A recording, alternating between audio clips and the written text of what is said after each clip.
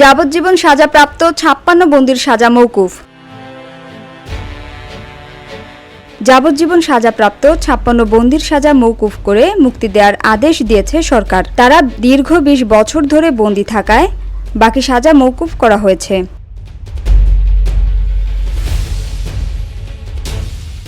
মঙ্গলবার কারা অধিদপ্তরের সহকারী মহাপরিদর্শক মোহাম্মদ জান্নাতুল ফারহাদ এ তথ্য জানান। তিনি বলেন, কারাগারে আটক যাবজ্জীবন সাজাপ্রাপ্ত বন্দী যাদের সাজা রেয়াত সহ ২০ বছর হয়ে গেছে, তাদের মধ্যে ৫৬ জন বন্দীকে সদাশয় সরকার কারাবিধি ৫৬৯ মোতাবেক ফৌজদারি কার্যবিধি ৪০১-এর প্রদত্ত ক্ষমতা বলে অবশিষ্ট সাজা মওকুফ করে মুক্তির আদেশ করা হয়েছে।